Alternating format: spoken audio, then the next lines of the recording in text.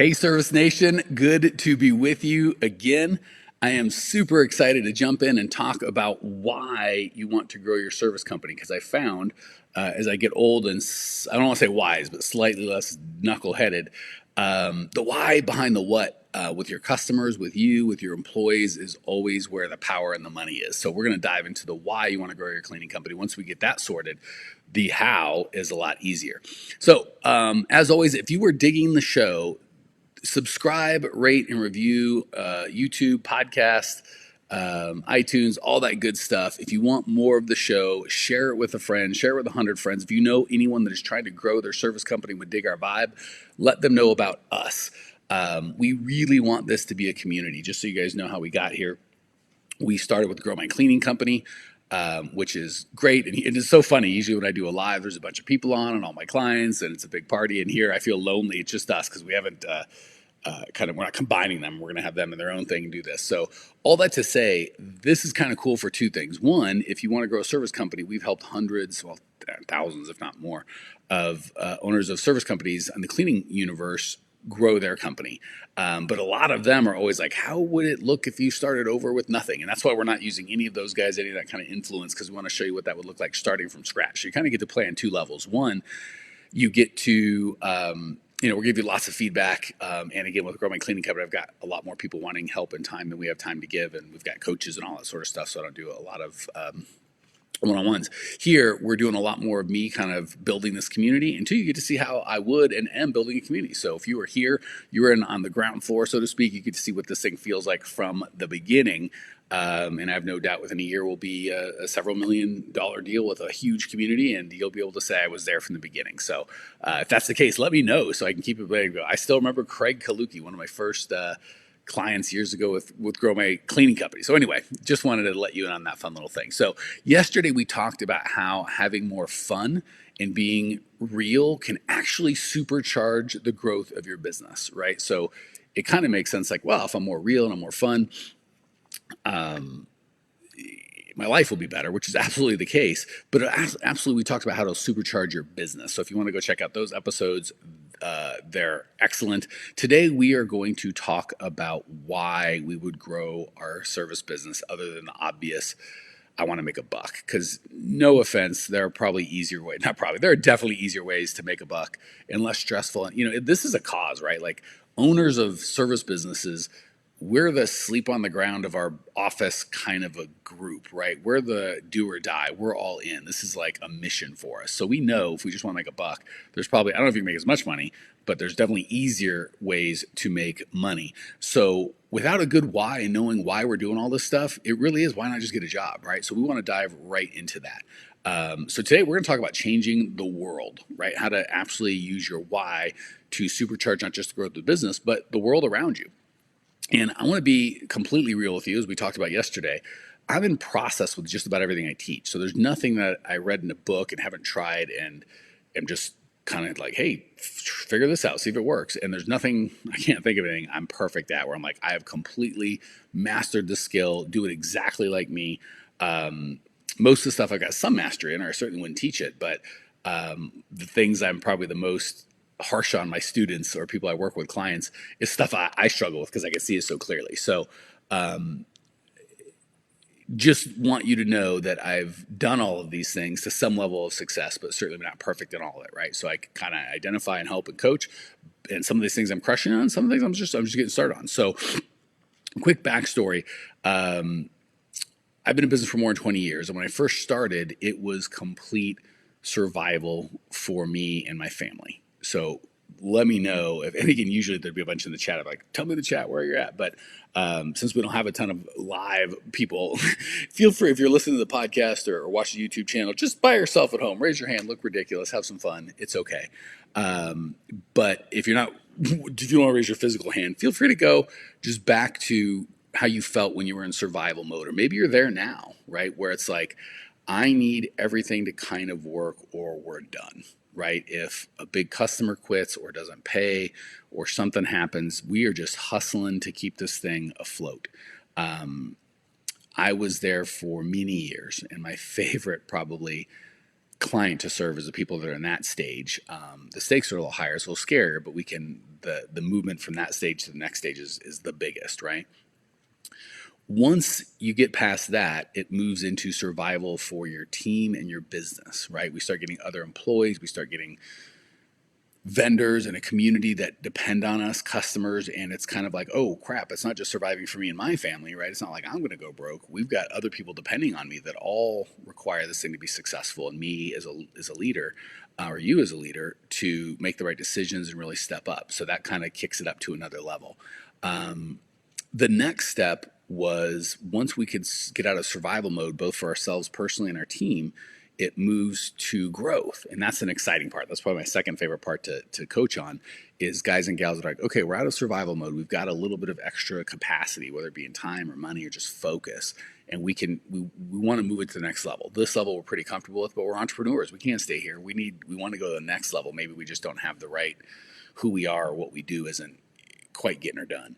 And then the next phase, which is the best phase, is when you wake up and you're like, I'm living in the house that I want to live in. I'm driving the car that I want to drive. My kids are going to school I want them to go. I've got the savings or whatever.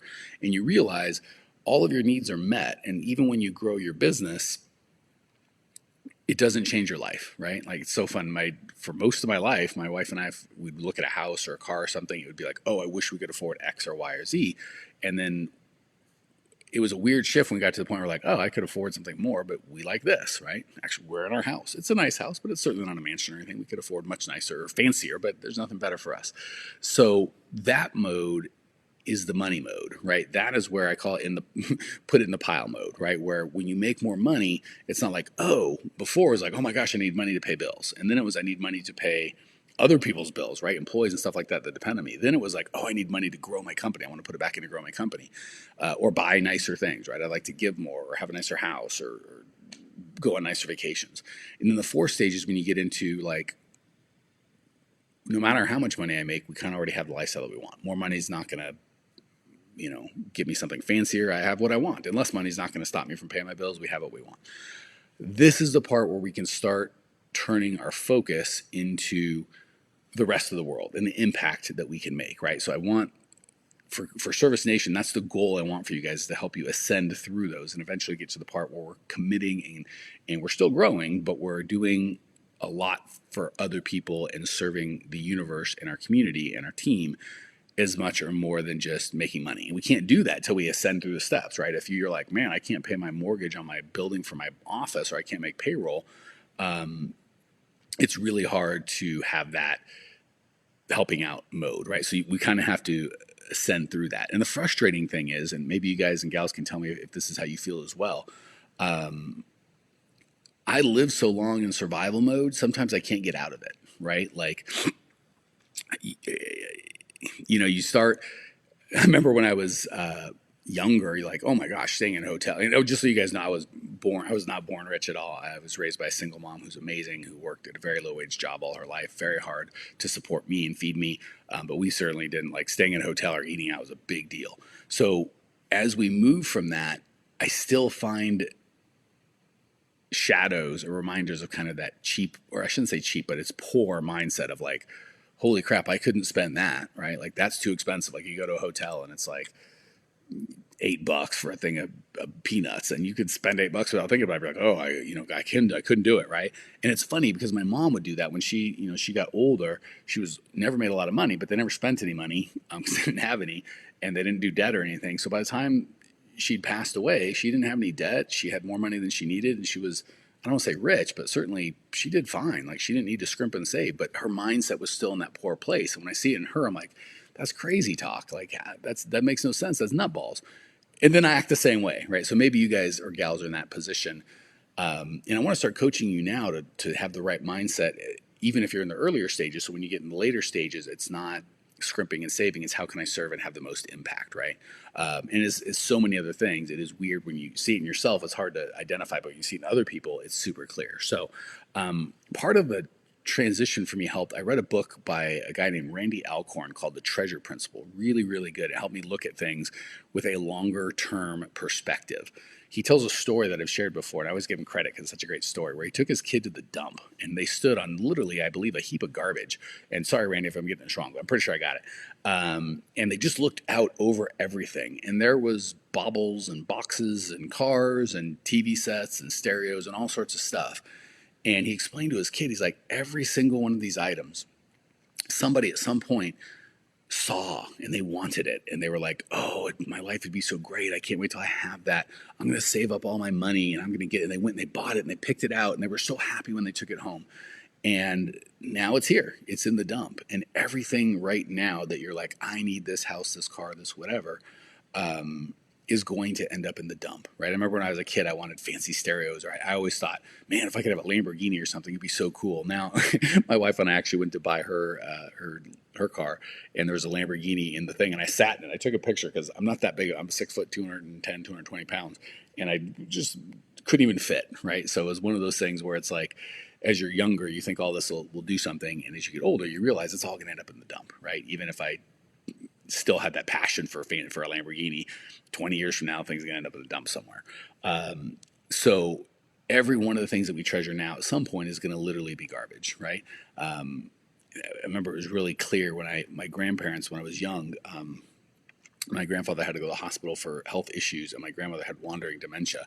So I was in charge of kind of caring for them, not day to day, because I couldn't do that. They needed specialized medical care, but their estate, right? I had to make sure that their bills got paid and all that sort of stuff. And I remember when they'd moved out of their house, they needed to sell it to get money to pay all their medical bills. And basically all the stuff that had taken 40, 50 years, 60 years, I mean, they were in their 80s when they passed, or when this happened, and just kind of dismantling it for their health care, right? And then when they passed away, it all went away. So the reality, and I know we're getting a little heavy, but this is important stuff, right? I want to make sure we got the why, and then the what seems so much clearer after that. Based on my faith, I believe that we are meant to live forever, right? So it's not just at the end. And for me, where I come from, based on accepting Jesus' sacrifice for my sins or not, dictates where that eternity will be spent. So I believe I'll live forever in heaven. But that said, whatever your beliefs are, we can probably agree, or hopefully we can agree, because we're not insane people, that everything, when we die, everything that we, and I do for those of you who aren't watching the video, the huge air quotes of own, right? Because we don't own anything. We can possess it, but we can't really own it. 100% of stuff that we own. So even if it doesn't end up at the dump in our lifetime, whatever we have at the time we pass, it's all going to someone else. And maybe they'll handle it in the way that you would like, maybe you wouldn't, but you'll get zero benefit from it, right? So whatever you believe about eternity, certainly when we die, we can all agree that we're leaving with nothing. Whatever happens on the other side, we won't have it. Rockefeller's accountant was asked, how much did he leave behind? And the accountant looked at the reporter and said, he left all of it. What do you mean, right? So that kind of concept helped me understand that the things that I get upset about and freak out about on a day-to-day basis, about business not going right, or this guy quitting, or somebody not paying, or things that you think is just, I think, oh my gosh, there's an emergency, I got to freak out. Historically, when we look over all those things, we're sitting on the kind of perspective looking back, a month from now we'll forget all of it. A year from now, for sure. 10 years, we can't remember any of that stuff. So that's kind of the journey that I took in terms of going from why are we doing the things that we do and what's important, what's not doing. So I want to help you guys kind of get so how does that affect me today, and how can I use that perspective to really have the impact I want in my business and the growth that I want, all the good stuff. Well, I got to tell you, seeing my mom kind of finally have money but still be living a broke mindset, me doing it little times, right, when we've got money, but I still do crazy things that poor people would do, I realized that the poor mindset is really what the issue is, right? And the cool thing is, regardless of the amount of money that you have, you can change the amount of your mindset today, right? So realizing that my mindset is what's important, is going to attract or not attract wealth, and that sometimes we might be poor and sometimes we might be not poor, and we can do things that'll affect that in the future. But the only thing that affect our financial situation right now, or us right now, is our mindset, what we believe, right? So that helped me realize that for me, the real impact with businesses was giving, right? So, and really doing things that impact the world or other people in the world. And again, if you have an eternal perspective, I believe that the things that we give in this life will give benefit later. And if you don't have an eternal perspective, you think when we die, that's just it. Hopefully, we still think, well, gosh, I can still serve or give somebody, right? So for me, impact moved from, or is moving. I still have to work on it because I got to tell you, we live in a nice house, we have nice cars, so I don't want to come off like, oh, I've got this all done, and we don't care anything about about things, right? I do my best not to chase it and keep them in perspective, and for me, that thing is growth, right? Like it's not that we need fancy things, but I always want to grow my company, and sometimes I overvalue that and undervalue the impact I'm having on my clients, my employees. We always want to make sure we're doing them first. So.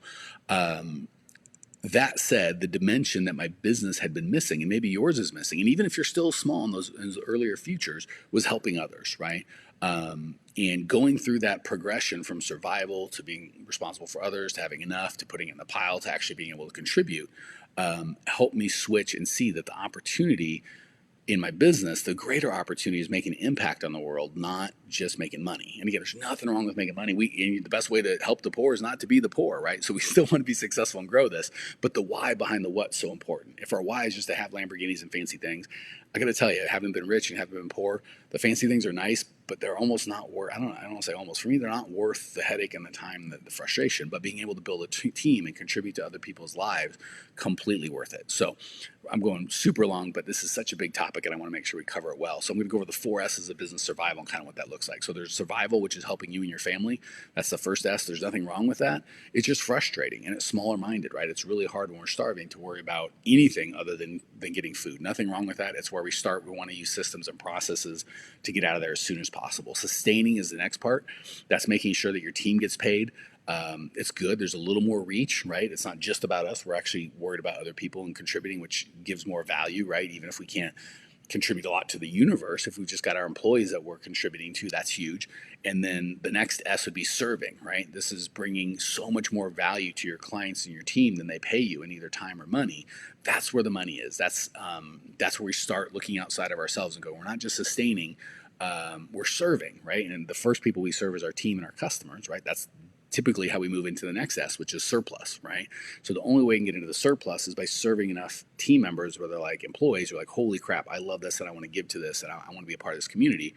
And our customers, right? So they give us whatever money they get, but their lives are made so much inherently better by the money they've invested with us. They want to be a part, right? And that's what I'm doing here. If you notice this whole thing at the beginning, for a while, we're not going to have anything for sale. We're just going to, I shouldn't say for sale, but we're not going to have any programs or anything. We just want to give, and then we'll figure out a way to give at a higher level for those that want. So the serving level is awesome. And that allows you to get to the final S, which is surplus, right? That's having created so much money that you can help people outside of your business. This is where the biggest impact is. This is where you get a chance to leave a legacy. And it is so much fun when you get to involve your community, your team, and everybody in the giving that you're doing. So we have gone through these stages, and it's so much fun to give. I got to tell you, when we sold our first 7-figure business, tithing off of that, being able to take 10% and give it to somebody else, felt a freaking amazing, right?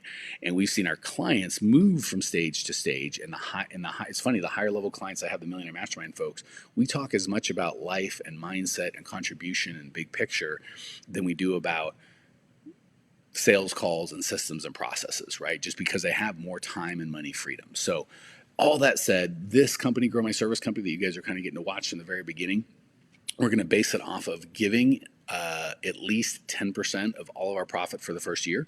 Right now we're not taking any revenue, but when we do, we're going to give 10% of all profit. I decided, for my heart, is it's going to go to a Christian organization that serves children. And the two kind of places my heart are sex slavery. It makes me sick to think of little kids or adults, but certainly children, being sold into sex slavery or starvation, right, where they don't have enough food. So that's where we are going to give. But that said, I want you as a community to be able to participate and play, right? I can't imagine anyone in this community doesn't feel sick about kids not being able to eat or being taken advantage of like that. So as you contribute to this community, whether it's just by subscribing, rating, reviewing to the podcast, being a part of the community, referring people that need help, or becoming a client, whatever that looks like, you get to participate and know that a portion of all the money that you invest with this is going to go to charities like that. That said, if you've got any charities, because I still haven't figured it out yet, I'm like, I know it's going to be Christian, it's going to serve kids, and it's either going to help them get food or get out of sex slavery. If anyone knows a charity that's amazing, let me know, because we're, like I said, for at least the first year, probably longer, but I'm only committing to the first year. We're going to give at least 10%, maybe more of our profits to that. And just to make sure you guys know I'm serious and it's easy to talk, my wife and I decided we're going to put $10,000 to whatever charity we come up with. We're going to start the giving with $10,000 on our money, and then 10% of all the profits and stuff that we do from here. So just want you guys to know, and I can't wait. Hopefully, I'm really hoping someone from the community will help me come up with a charity that fits those criteria and that we can serve in. Because again, I really want this to be a community where we all work together to make each other's lives better. So by this point, hopefully you're going, holy crap, this guy is not what I want. That's okay. Hopefully we can part friends here. Or, oh my gosh, this is the type of community I want to be in. I want to grow me. I want to grow my service. I want to grow my company and systems and processes and all that good stuff. If that's you and you're digging what we're laying down, subscribe, rate, and review. To our iTunes, subscribe to our YouTube podcast. We've got I think our Facebook group's finally up. We haven't really promoted it yet, but if you just go to Grow My Cleaning Company, Facebook.com and search Grow My Service Company group, it'll be there. And if you just want to get a heads up on everything we're doing, you can go to growmyservicecompany.com, put in your name and email. We'll let you know when my book comes out or when all the YouTube. I think we're submitting our podcast today, so we'll keep you abreast of all that stuff. And if you're listening to this in the future, everything's going to be at growmyservicecompany.com. Check it out there. Appreciate each and every one of you. Can't wait to get to serve you, and hope to get to meet you soon. And we'll see you on tomorrow's broadcast.